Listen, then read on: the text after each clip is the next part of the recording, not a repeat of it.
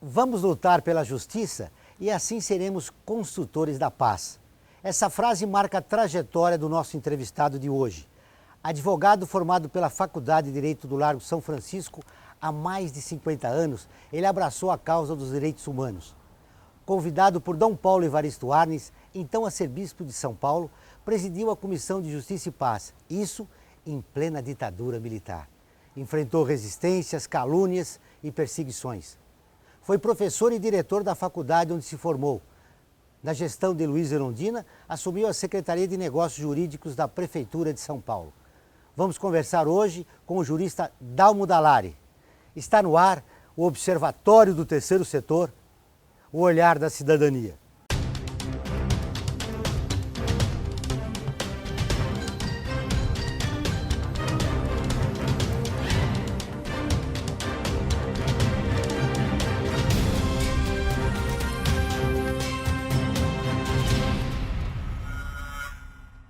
Aos 83 anos, Dalmo Dallari recebeu recentemente a medalha São Paulo Apóstolo, na categoria Ação Caritativa e Promoção Humana, um reconhecimento da Igreja de São Paulo à atuação do jurista. Prazer em receber o senhor aqui no Observatório do Terceiro Setor. Muito obrigado, é um prazer muito grande para mim poder falar aos seus ouvintes. O que está acontecendo no Brasil de hoje? Nossa democracia corre perigo? Não, eu realmente não acho que corra perigo. Nós estamos vendo, se a gente olhar com rigor e falar com rigor também, é uma tentativa de criar um ambiente de temor para abrir caminho para aqueles que pela via normal não conseguiram o caminho. Bom, na verdade, para dar uma resposta mais completa à sua indagação, existe uma conjugação de fatores. E neste momento há uma coincidência de objetivos imediatos. E nesta conjugação eu coloco, sobretudo, duas categorias sociais que estão muito ativas. Uma delas são as tradicionais camadas mais ricas, superiores, que até hoje não se conformaram com a vitória do Lula. Eu digo isso com base na minha experiência e também um dado que eu acho muito importante ressaltar. Não sou filiado ao PT, nunca fui filiado ao PT. Não sou filiado a nenhum dos partidos existentes no Brasil.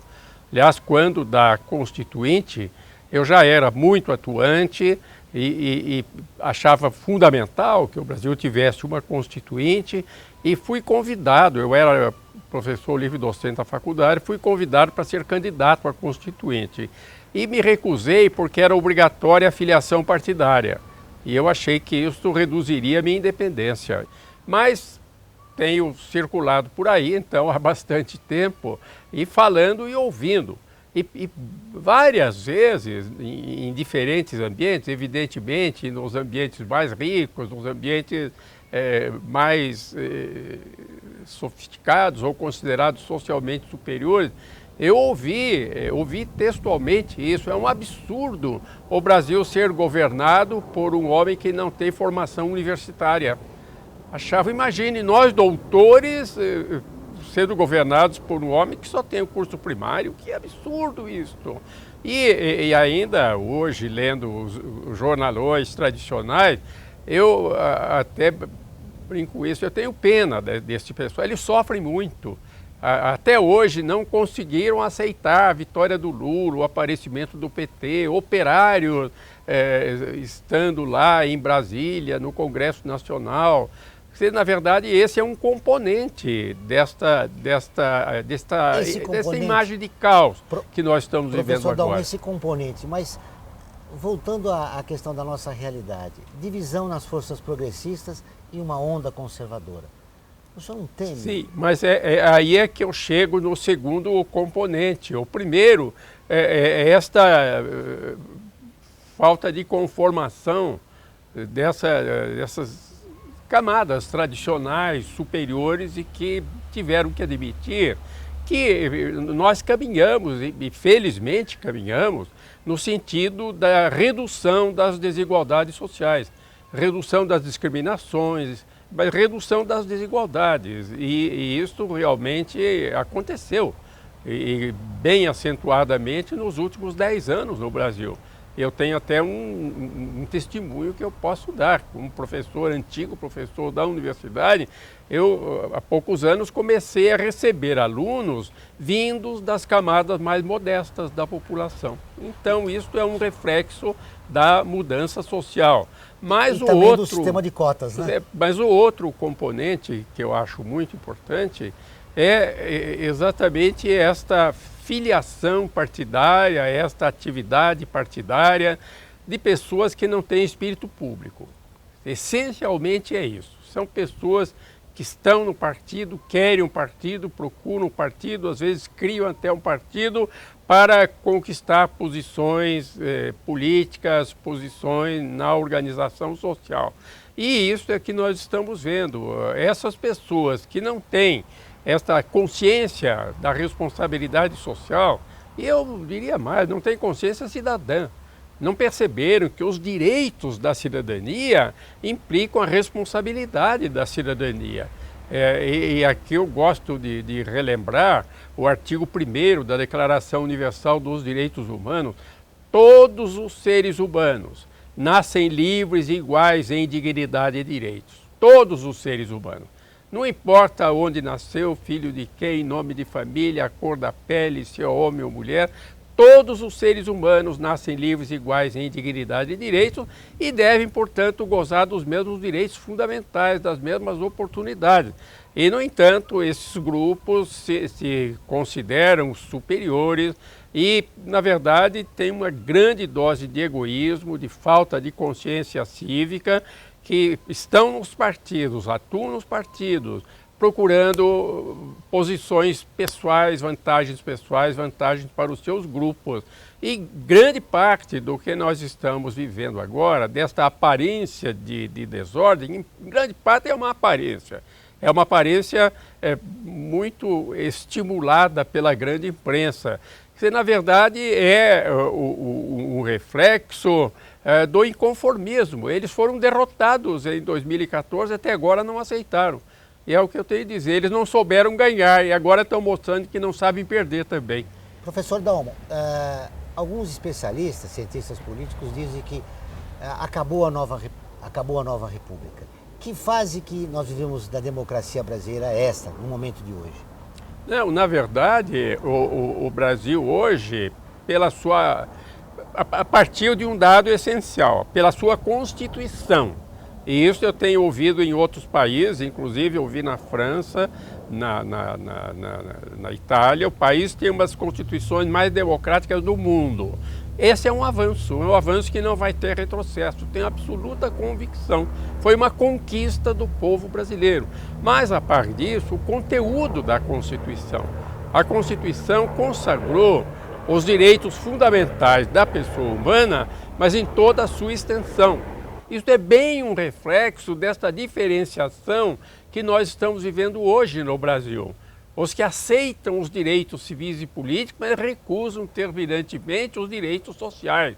E isso também já tenho lido e ouvido. A gente acha um absurdo. Eu pago o imposto e o meu dinheiro vai ser usado na periferia para aqueles que ou nem pagam imposto ou pagam tão pouco, mas que injustiça isso! É uma atitude essencialmente egoísta, mas também é uma demonstração da falta de cidadania e de visão de conjunto. O preconceito é um traço cultural da sociedade brasileira. No próximo bloco vamos continuar a entrevista com o jurista Dalmo Dall'Aglio.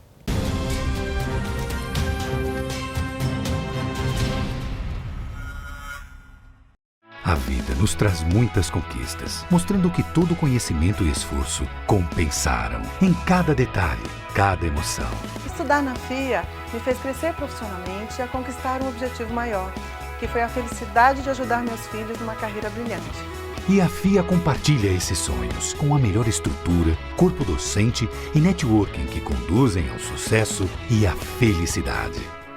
FIA, sua maior conquista.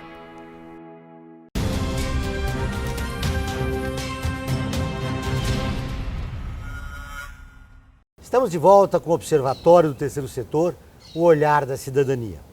No programa de hoje, conversamos com o jurista Dalmo Dallari.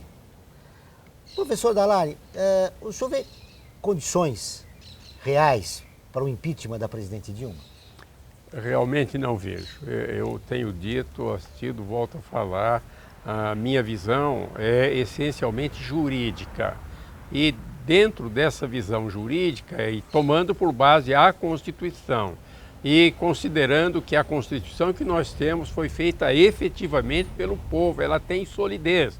Eu realmente não vejo a possibilidade de eliminar a Constituição, de fazer grandes mudanças contra aquilo que está na Constituição.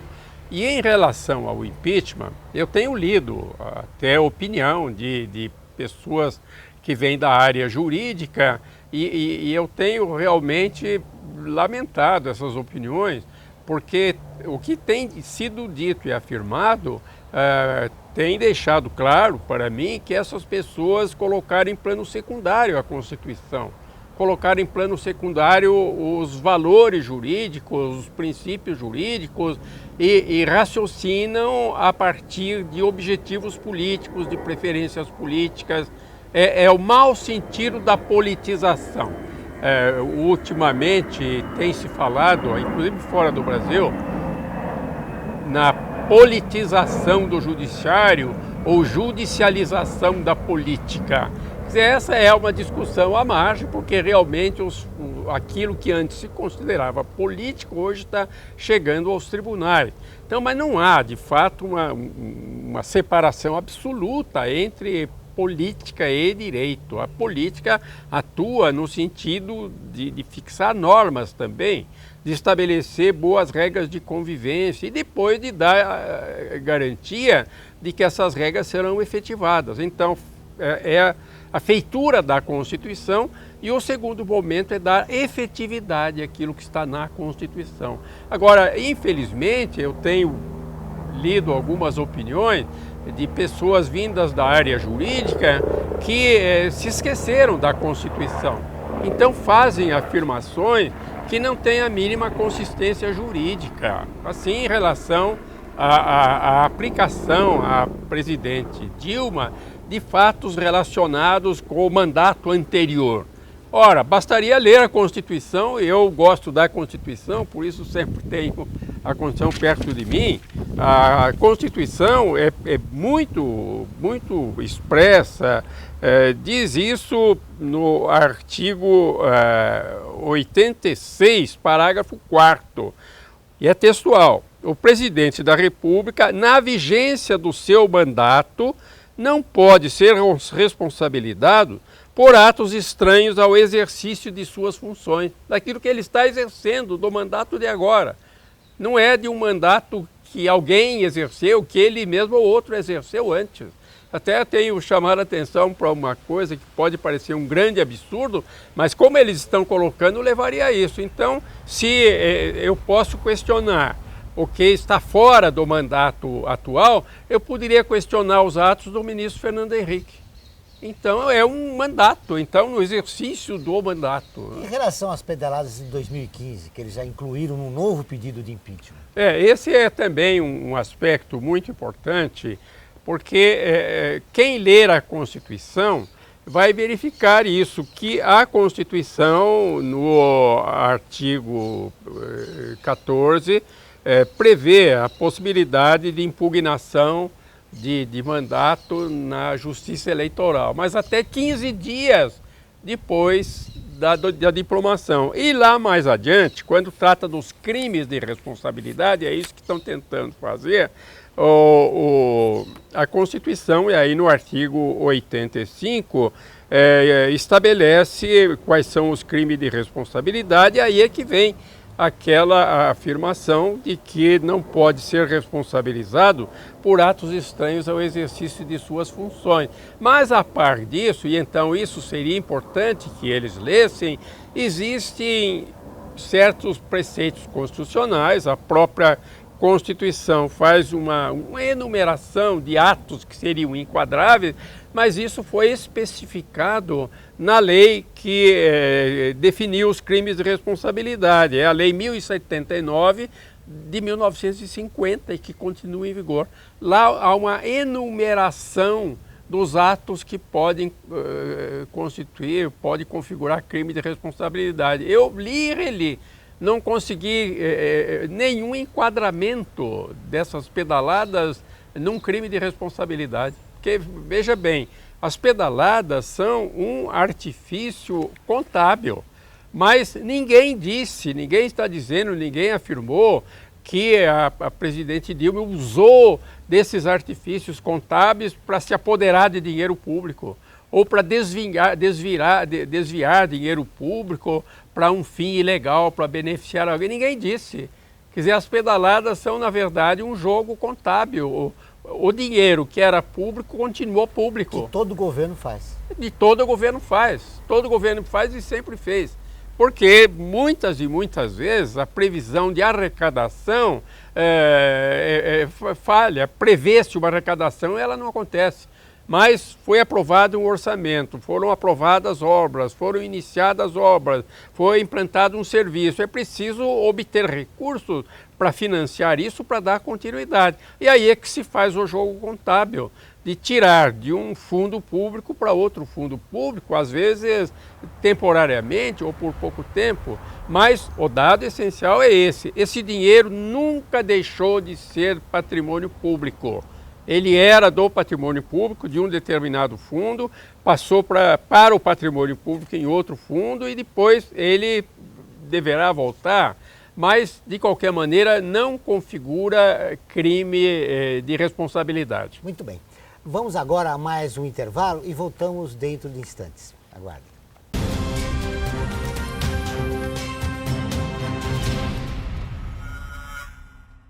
A FUNASP colabora com a USP nas relações entre fundações por meio de fóruns, simpósios, seminários, pesquisas e intercâmbio de informações, além do seu investimento na área social. Para melhores informações, entre no nosso site www.funasp.org.br. FUNASP, um marco entre o universo acadêmico e a sociedade.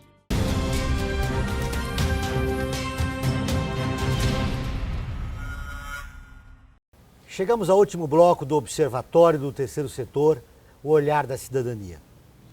No programa de hoje, nosso entrevistado é o jurista Dalmo Dallari. Professor Dallari, o senhor no bloco anterior se referiu ao judiciário. Como o senhor vê esse protagonismo do poder judiciário aqui no país? É uma questão muito interessante, porque normalmente o que se mostra são aspectos negativos desse protagonismo.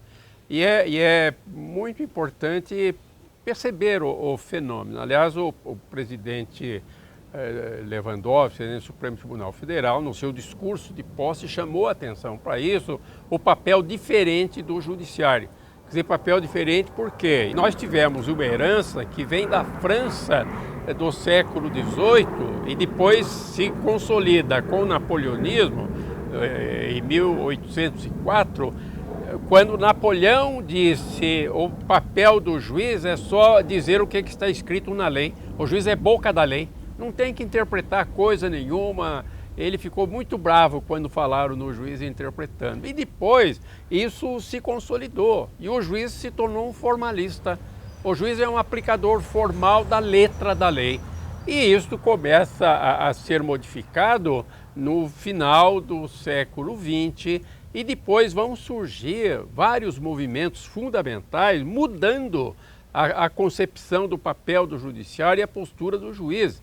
Isso vem na Itália, com um movimento que influiu muito no Brasil, magistratura democrática, combatendo a máfia. Depois vem na Espanha juízes para a democracia, que influiu inclusive a formação no Brasil. E nos Estados Unidos a militância judiciária. Hoje já não se admite o juiz puramente formalista, aplicador da letra da lei. Ele tem uma responsabilidade social, ele tem que procurar fazer com que a letra da lei seja aplicada com justiça. Esse é um dos aspectos, mas o outro aspecto que eu acho muito importante, que muitos não perceberam, e eu percebi pelo longo tempo de militância na área jurídica, é que com essas inovações ocorridas nos últimos 10 anos no Brasil e com a Constituição de 88, grande número de brasileiros que não acreditava que tivesse direitos, que não acreditava na possibilidade de gozar os seus direitos, passou a acreditar. Eu me lembro, vou contar bem rapidinho também um fato, nas minhas andanças na Justiça e Paz, logo depois da Constituição, eu fui a falar a um grupo de periferia aqui de São Paulo. Quando eu falei sobre os direitos fundamentais que estavam na Constituição, uma senhora lá no fundo levantou a mão, disse, o que é? Ela disse, olha, tudo isso que o senhor falou é muito bonito, mas não é para nós. Eles não acreditavam que tivessem direitos, e não acreditavam que pudessem ter acesso aos direitos, e passaram a acreditar. Mas, entre outras coisas, porque a Constituição de 88 abriu caminhos, ampliou enormemente as competências, as atribuições do Ministério Público, criou a Defensoria Pública, é um corpo de advogados públicos para as pessoas que não têm condições pessoais para defender os seus direitos. Então, isso ampliou enormemente o acesso ao judiciário. E, ao mesmo tempo, dentro do judiciário, ocorreram também essas mudanças de mentalidade, sobretudo o compromisso fundamental é com a justiça. Então, vamos utilizar a legislação, a letra da lei, da maneira mais justa possível para fazer justiça. Quer dizer, esse protagonismo é bom, ele não ameaça o equilíbrio dos poderes. Não, não ameaça. Se nós verificarmos, na essência, realmente tem sido muito benéfico o comportamento do judiciário. Nós estamos começando a verificar a responsabilização de pessoas muito ricas, de camadas sociais que eram imunes à exigência de legalidade. Evidentemente, aí também é preciso reconhecer, o juiz é um ser humano. O juiz é um ser humano que tem também as suas características humanas, às vezes até se pode dizer as suas fraquezas humanas. Pode ocorrer, e às vezes tem ocorrido, um certo deslumbramento. Suas posições também ideológicas. E aí o exagero, por exemplo, em prisões preventivas, isso tem ocorrido entre nós. E aí eu dou um quanto de responsabilidade para a grande imprensa. Há um endeusamento do juiz que age como quase como um ditador. O senhor citou os veículos de comunicação. Como é que o senhor vê a cobertura da imprensa nesse momento importante? Eu lamentavelmente tenho visto diariamente exageros da imprensa, distorções, e eu mesmo tenho chamado a atenção nas minhas falas, falando a estudantes, a outros grupos, para um pormenor. É bom ler os jornais, ver o noticiário, tudo isso, mas é bom estar sempre atento. Vejam que especialmente os jornalões tradicionais, quando fazem acusações, e fazem muitas, todos os dias, usam muito o verbo no condicional. Teria se apoderado disso, teria feito, seria responsável por isso. E a parte disso, supõe-se que, fala-se que. Então, são os órgãos da grande imprensa que querem semear esta imagem de desordem e que não querem assumir responsabilidade. Então, por isso, seria, eu não disse que é, eu disse que teria feito isso, eu não disse que ele fez. Teria se apropriado de dinheiro público, eu não disse que ele se apropriou. Supõe-se que alguém supõe, mas não sou eu só estou dizendo que alguém supõe. E isto é muito negativo. É muito importante, é essencial, sem dúvida alguma, o trabalho da imprensa, a divulgação de informações, mas que isso seja feito com plena responsabilidade e lembrando sempre que a imprensa exerce uma grande influência.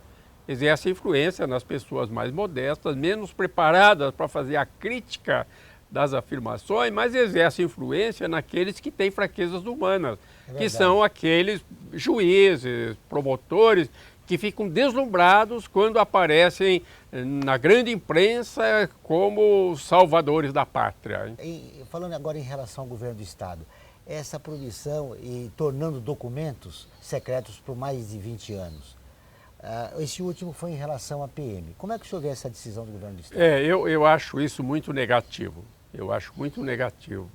Entendo pela minha formação jurídica, de constitucionalista, tudo isso, que há certos dados ou certos setores que precisam de um resguardo maior.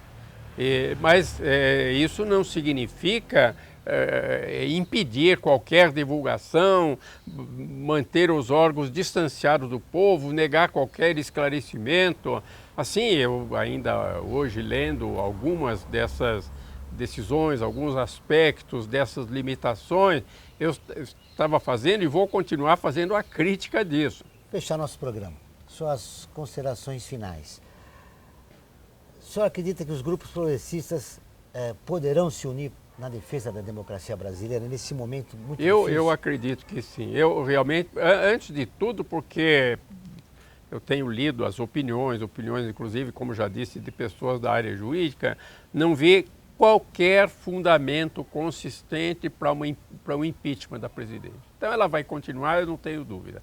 E nós vamos continuar a ter uma das constituições mais democráticas do mundo. Isso é essencial. E é bom que se fale, que se repita, que o povo brasileiro tenha bem consciência disso. Essa Constituição foi chamada Constituição Cidadã exatamente porque foi feita pelo povo, refletindo os valores do povo.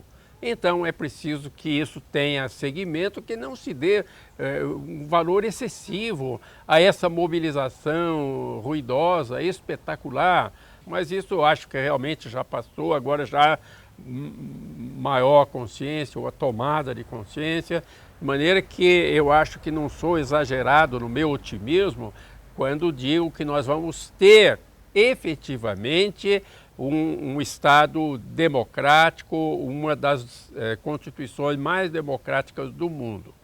Muito obrigado por nos receber, prazer em vê-lo. Muito prazer. Um grande abraço. O Observatório do Terceiro Setor dessa semana termina aqui. Para rever esse e outros programas, acompanhar nosso programa de rádio, notícias, comentários dos colunistas, acesse o portal observatorioterceirsetor.com.br ou no Facebook. Participe do Observatório do Terceiro Setor na construção de uma sociedade mais justa, solidária e sustentável. Até o próximo programa.